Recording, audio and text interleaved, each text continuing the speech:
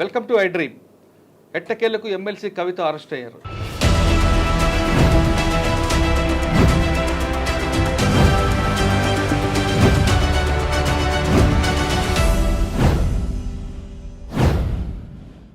Delhi liquor స్కామ్లో ED అధికారులు ఈరోజు ఉదయం కవిత ఇంటికి వచ్చి దాదాపు 10 గంటల పాటు సెర్చ్ చేశారు.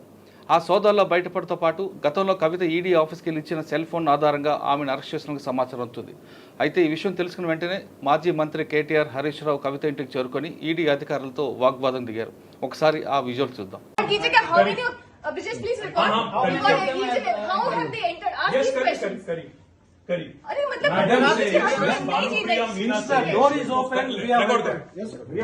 Madam Bhanupriya Meena says, search is over and arrest warrant is produced, and now she says, hold on, and now she says we can't come in.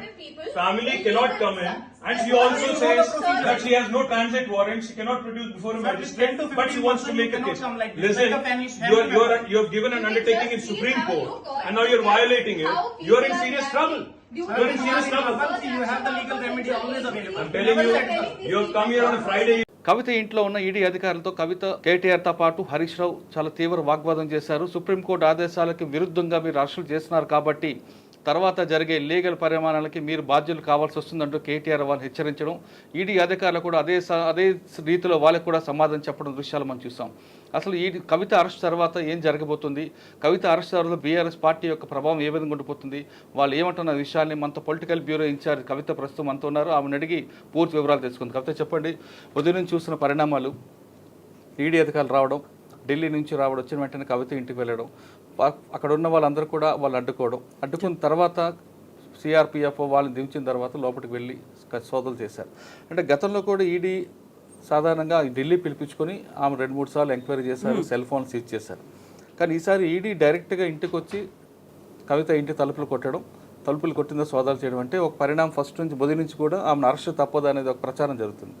గతంలో కూడా ఇన్కమ్ ట్యాక్స్ అధికారి ఐటీ పిలిచినప్పుడు కూడా సుప్రీంకోర్టుకి వెళ్ళి కవిత వెళ్ళడం, సుప్రీంకోర్టుకు ఆ ఇష్యూ పెండింగ్ ఉండడంతో ఈసారి ఈడీ ముందుకు వచ్చింది. రైట్, ఇప్పుడు ఈరోజు కవితని అరెస్ట్ చేయడం వెనుక జరిగే పరిణామాలు అంటే బీఆర్ఎస్ పార్టీ ఏ విధంగా దాన్ని పరిగణలోకి తీసుకుంటుంది?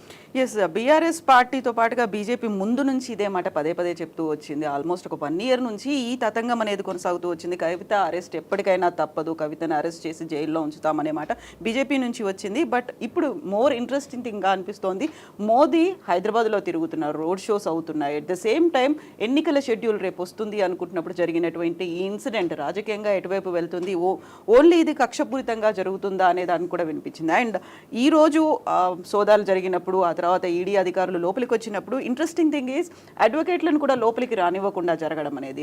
ముందు నుంచి ఈ కేసుని కవిత తరఫున వాదిస్తూ వచ్చినటువంటి భరత్ కుమార్ కూడా అదే మాట చెప్తూ వచ్చారు, మమ్మల్ని లోపలికి రానివ్వట్లేదు. అండ్ ఏమవుతుందో తెలియదు, సుప్రీంకోర్టులో కేసు ఉన్నప్పుడు ఇలాంటి ఇన్సిడెంట్ ఎందుకు చోటు చేసుకుంది, ఫర్దర్గా ఏం జరుగుతాయి అనేది. బట్ ఇప్పటికైతే కవితను మేము తీసుకెళ్లి ఢిల్లీలో మళ్ళీ మరోసారి విచారణ జరుపుతామని చెప్పినప్పుడు కూడా పొలిటికల్గా అయితే ఇది ఒక సడన్గా టర్న్అవుట్గా మారబోతోంది. బీఆర్ఎస్కి సంబంధించి ఎక్స్పెక్ట్ చేయలేదు, ఇందువల్లే కవితకి నిజామాబాద్ నుంచి స్థానాన్ని కేటాయించలేదు అనేటువంటి వార్త కూడా గతంలో వినిపించింది. సో ఈ అరెస్టులు ఉంటాయి అనేటువంటిది, దీంతో పాటుగా డ్యామేజ్ అనేది చాలా ఎక్కువ జరగబోతోంది కాంగ్రెస్ పార్టీకి అనే మాట కూడా. ఓకే, లీగల్గా తీసుకుంటే అరెస్ట్ వారెంట్ అనేది పోలీస్ వర్క్ ఉంటుంది, కానీ ఈడీ అధికారులకి సెక్షన్ 50 ప్రకారం అరెస్టులు వారెంట్లు ఉండదు, డైరెక్ట్గా సోదా చేయించింది వాళ్ళకు ఉంటుంది. ఇప్పటికే చాలాసార్లు వాళ్ళు ఇండైరెక్ట్గా కవితకి హెచ్చరిస్తూనే ఉంటున్నారు. ఈ నేపథ్యంలో మీరు అన్నట్లుగా ఒకవేళ మోడీ వచ్చి ఉన్న టైంలో అరెస్ట్ చేస్తే బీఆర్ఎస్ పార్టీకి నష్టం అంటారా, లాభం అంటారా? సో ముందు నుంచి కూడా చెప్తున్నది అదే, కవిత అరెస్ట్ ఎట్టి పరిస్థితుల్లోనూ జరుగుతుంది. దీనికి లింక్ అరవింద్ కేజ్రీవాల్తో కూడా పెడుతున్నారు. కవిత అరెస్ట్ అయిన తర్వాత అరవింద్ కేజ్రీవాల్ అరెస్ట్ తప్పకుండా జరుగుతుంది అనేది మీకు గుర్తుండే ఉంటుంది. ఫిబ్రవరి 26న కవిత అక్కడికి వెళ్ళి సిబిఐ ముందు హాజరవ్వాల్సినటువంటి, విచారణ కోసం వెళ్లాల్సినటువంటి పరిస్థితి ఉండే. కరెక్ట్గా గత సంవత్సరం ఫిబ్రవరి 26న deputy CM, Delhi deputy CM Manish సిసోడియాని అరెస్ట్ చేశారు. అదే రోజు తనని రమ్మంటే తను వెళ్ళలేదు. ఆ తర్వాత తను ఫర్దర్గా కావాల్సినటువంటి అరేంజ్మెంట్స్, సుప్రీంకోర్టులో కేసు ఉంది కాబట్టి వీటన్నిటి గురించి తను మాట్లాడారు. ఇప్పుడు ఖచ్చితంగా అదొక ప్లస్ పాయింట్ అవబోతోంది అనేది ఉంది. ఇటు బీజేపీ కూడా అదే చెప్తోంది, కాకపోతే బీఆర్ఎస్ అదే చెప్తుంది. అయితే interesting thing is Congress party చెప్తోంది ఇద్దరు కలిసి ఆడుతున్నటువంటి నాటకం. ఈ అరెస్ట్ వల్ల 2 స్థానాలు ఎవరికైనా ఎక్కువగా వచ్చినప్పటికీ కూడా అది వాళ్ళు ఫర్దర్గా ముందుకు ఉపయోగపడుతుంది కదా అని బీఆర్ఎస్ అండ్ బీజేపీ ఇద్దరు కలిసి ఆడుతున్న నాటకంగా కాంగ్రెస్ చెప్తుంది. కాంగ్రెస్ పార్టీ చెప్తున్నట్లుగా ఇది బి టీం అని బీఆర్ఎస్ ముందు నుంచి, అవును రైట్. కానీ బి టీం అయితే ఈ అరెస్టులు అనేది పరం ఉండదు. కానీ ఇప్పుడు అరెస్టులు చేశారు కాబట్టి బీఆర్ఎస్ కి ఇది ప్లస్ అవుతుందా మైనస్ అవుతుందా? బీఆర్ఎస్ కి ఖచ్చితంగా ప్లస్ అయ్యే అవకాశం ఉంది అనేది అనలిస్టులు చెప్తున్నటువంటి మాట. ఒకవేళ ప్లస్ అయితే మీరు అంటే సానుభూతి పవనాలు రావచ్చు, సానుభూతి పవనాలు ఉంటాయి. బీజేపీ కావాలని ఈ సిచ్యువేషన్ క్రియేట్ చేసుకోదు కదా. అవును, బీఆర్ఎస్ ఖచ్చితంగా ఈ సిచ్యువేషన్ ని క్రియేట్ చేసుకోదు. బీజేపీ, బీఆర్ఎస్ కాదు, బీజేపీ కావాలని తన ప్రత్యర్థికి సీటు గెలిపించడానికి ఇటువంటి అవకాశం ఇవ్వదు కదా. కానీ ఇద్దరు కలిసి ఒకటే కాబట్టి ఫర్దర్గా ముందు నుంచి కూడా కాంగ్రెస్ ప్రభుత్వం ఏర్పడిన తర్వాత తెలంగాణలో బీఆర్ఎస్ గవర్నమెంట్ ఓడిపోయిన తర్వాత పార్లమెంట్ ఎన్నికల నాటికి బీఆర్ఎస్ అండ్ బీజేపీ ఇద్దరూ కలిసే ముందుకెళ్తాయి అనేటువంటి ప్రచారం కూడా తీవ్ర స్థాయిలో జరిగింది. ఎందుకంటే దీన్ని ముందు నుంచి యాంటిసిపేట్ చేస్తున్నారు కాబట్టి, ఇలాంటి సంఘటన అనేది జరగబోతోంది కాబట్టి ఇద్దరూ కలిసే బరిలోకి దిగుతారు అనుకున్నారు. బట్ బీజేపీ మాత్రం చాలా క్లియర్గా చెప్పింది మేమే ఒంటరిగా బరిలోకి దిగుతామని. బట్ బీఆర్ఎస్ అండ్ బీఎస్పీ ఇద్దరూ పోటీలో ఉన్న తర్వాత, కలిసి పొత్తు పెట్టుకున్న తర్వాత జరిగినటువంటి ఈ డెవలప్మెంట్ కాబట్టి ప్లస్ అవుతుంది అనే మాట అయితే వినిపిస్తుంది. బట్ ప్లస్ ఒకవేళ అయితే అంటే మొత్తం రాష్ట్రం మొత్తమే చూపిస్తుందా లేదా కేవలం నిజామాబాద్ వరకే చూపిస్తారు? నిజామాబాద్లో ఇప్పుడు ఎలాగో కవిత కంటెస్ట్ చేయట్లేదు, బాజిరెడ్డి గోవర్ధన్ రెడ్డి మాత్రమే ఉన్నారు. ఒకవేళ కవిత కనుక నిజామాబాద్ నుంచి కంటెస్ట్ చేసినట్టయితే మోర్ డ్యామేజ్ అనేది ఎక్కువగా ఉంటుంది. కేవలం అక్కడ బాజిరెడ్డి గోవర్ధన్ రెడ్డి బీసీ సామాజిక వర్గానికి చెందిన వాళ్ళు, కవిత కంటే కూడా ఎక్కువ ప్లస్ పాయింట్స్ బాజిరెడ్డి గోవర్ధన్ రెడ్డి దగ్గర ఉన్నాయి. మొన్నటి ఎన్నికల్లో బాజిరెడ్డి ఓడిపోయారు, ఇప్పుడు బీసీ సామాజిక వర్గం కాబట్టి దానికి ప్లస్ అవుతుంది అనేది. సో ఇప్పుడు ఎలాగో కవిత ఎమ్మెల్సీగా ఉన్నారు, మళ్ళీ ఒక ఫ్యామిలీ పాలిటిక్స్ అనేది మళ్ళీ పెరుగుతాయి. ఒక ఫ్యామిలీ మెంబర్ని, కవితని మళ్ళీ అక్కడ బరిలోకి దించడం వల్ల ఇప్పటికే 2 ఉన్నారు, 3 ఉన్నారు, 4 ఉన్నారు అనేటువంటిది వస్తోంది కాబట్టి కవితని కాస్త పక్కన పెట్టారు. దానికి ఒక రీజన్ ఇవన్నీ కూడా ముందు నుంచి ఎక్స్పెక్ట్ చేశారు. ఎంత సానుభూతి పవనాలు ఉన్నప్పటికీ ఒకవేళ తనే కనుక నిజామాబాద్ బరిలో ఉంటే తనకి అది ప్లస్ అయ్యేది. బట్ ఇప్పుడు తను నిజామాబాద్ బరిలో లేరు, ఇవన్నీ ఎక్స్పెక్ట్ చేశారు కాబట్టి ఈవెన్ అసెంబ్లీ ఎన్నికల్లో కూడా తనని పరిమితం చేసింది కేవలం కోరుట్ల నియోజకవర్గం, ఆ తర్వాత జగిత్యాల నియోజకవర్గానికి మాత్రమే తనకి ప్రచార బాధ్యతలు ఇచ్చారు. మొత్తంగా నిజామాబాద్కి సంబంధించి ప్రచార బాధ్యత లేదు. అండ్ కేసీఆర్ కంటెస్ట్ చేసినటువంటి కామారెడ్డికి కూడా కవితని వెళ్ళనివ్వలేదు. కేవలం ఆ 2 సెగ్మెంట్లలో అప్పుడే తను చెప్పారు చాలా క్లియర్గా, ధర్మపురి అరవింద్ ఎక్కడి నుంచి కంటెస్ట్ చేస్తారో నేను వెంటబడి మరీ నిన్ను ఓడిస్తానని చెప్పారు. సో ఆ పంతం అయితే అక్కడైతే నెరవేర్చుకున్నారు. కోరిట్లలో ధర్మపురి అరవింద్ని ఓడించడం వెనుక పంతం నెగ్గింది అనుకున్నారు.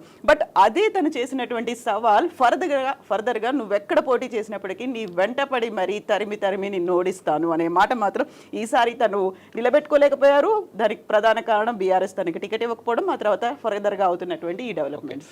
ఉదయం నుంచి చూస్తున్న పరిణామాలు చూస్తుంటే మీరు కాసేపు క్రితమే ప్రకాష్ గారితో కూడా మాట్లాడారు బీఆర్ఎస్ నాయకులు, ఆయన ఒపీనియన్ ఉంది. సో ఆయన ఒపీనియన్ నిజంగా ఈడీ కనుక అరెస్ట్ చేయాలి అనుకుంటే ఎటువంటి ఆధారాలు లేకపోయినా అరెస్ట్ చేస్తుంది. అరెస్ట్ వద్దు అనుకుంటే ఎన్ని ఆధారాలు దొరికినప్పటికీ అరెస్ట్ అనేది జరగదు. ఎందుకంటే ఇప్పటిదాకా వస్తున్నటువంటిది కూడా, వినిపిస్తున్నటువంటి ఆరోపణలు కూడా ఈ దర్యాప్తు సంస్థలన్నీ జేబు సంస్థలుగా బీజేపీ చేతిలో మారిపోయాయి కాబట్టి. బట్ ఎట్టి పరిస్థితుల్లోనూ అరెస్ట్ తప్పదు అనేది మాత్రం ప్రకాష్ గారు చెప్తూ వచ్చారు. ఆ తర్వాత రాజకీయ విశ్లేషకులు కూడా చెప్తున్నటువంటి మాట అదే, అరెస్ట్ ఖచ్చితంగా అవుతుంది అనే మాట. ఓకే, ఫైనల్గా తీసుకుంటే కవితను అరెస్ట్ చేశారని కన్ఫర్మ్ అవుతుంది. ఇప్పుడు ఇక్కడే చూపిస్తారా లేదు మీకున్న సమాచారం ప్రకారం ఢిల్లీ తీసుకెళ్తారా? సో ఇప్పటికైతే ఈడీ అఫీషియల్స్ వీళ్ళెవరు కూడా హైదరాబాద్లో తన్ని అరెస్ట్ చేసినట్టుగా చెప్పట్లేదు. ట్రాన్సిట్ ఆర్డర్ లేదు కాబట్టి మీరు ఎలా ముందుకు వస్తారు, మమ్మల్ని ఎందుకు రానివ్వట్లేదు అనేది ఇమ్మీడియట్గా అక్కడికి చేరుకున్నటువంటి హరీష్ రావుతో పాటుగా కేటీఆర్ కూడా ఈడీ అధికారులతో వాగ్వివాదం జరుగుతోంది. ఆ తర్వాత ఇక్కడి నుంచి తనని ఢిల్లీకి తీసుకెళ్తారు. ఢిల్లీకి ఫర్దర్గా ఇంకా విచారణ కొనసాగాల్సినటువంటి అవసరం ఉంది కాబట్టి ఢిల్లీకి తీసుకెళ్లిన తర్వాత మాత్రమే తనకి అరెస్టుకు సంబంధించినటువంటి సమాచారం వస్తుంది అని అనుకుంటాను. వాట్ డు యు థింక్, మీరు అదే అనుకుంటున్నారా? సాధారణంగా తీసుకుంటే ఈడీకి సిబిఐకి చాలా డిఫరెన్స్ కనిపిస్తుంటుంది. ఇప్పుడున్న మనకున్న సమాచారం ప్రకారం ఈడీకి చాలా పవర్ఫుల్ సెక్షన్స్ ఉంటాయి. సెక్షన్ 50 అనేది చాలా ఇంపార్టెంట్ ఉంటుంది. కవిత చెప్తున్నట్లుగా బీఆర్ఎస్ ఒకవేళ కవిత అరెస్ట్ చేస్తే బీఆర్ఎస్కే ఎక్కువగా ప్లస్ కనిపిస్తుంది కాబట్టి ఈ రాజకీయ విశ్లేషణ పక్కన పెడితే లీగల్గా తీసుకుంటే మాత్రం కవిత అరెస్ట్ అనేది కన్ఫర్మ్ అయింది. ఆమెను ఢిల్లీకి తీసుకెళ్లి అక్కడ ఢిల్లీ లిక్కర్ స్కామ్ ఢిల్లీలో ఉంది కాబట్టి అక్కడ కోర్టులో ప్రొడ్యూస్ చేసిన తర్వాతే మిగతా విషయాలు వస్తాయి. కానీ ప్రస్తుతం ట్రాన్సిట్ వారెంట్ ప్రకారం ఆమెను ఢిల్లీకి తీసుకెళ్తారు. ఇది 24 అవర్స్ టైం ఉంటుంది కాబట్టి రేపు సాయంత్రం వరకు ఆమె ఢిల్లీలో కోర్టులో ప్రొడ్యూస్ అవకాశం ఉంది. ఇది కవిత అరెస్టుపై కవితతో పాటు మిగతా రాజకీయ నాయకుల విశ్లేషణ. దీనిపై మరింత సమాచారం ఐటమ్ చూస్తూనే ఉండండి.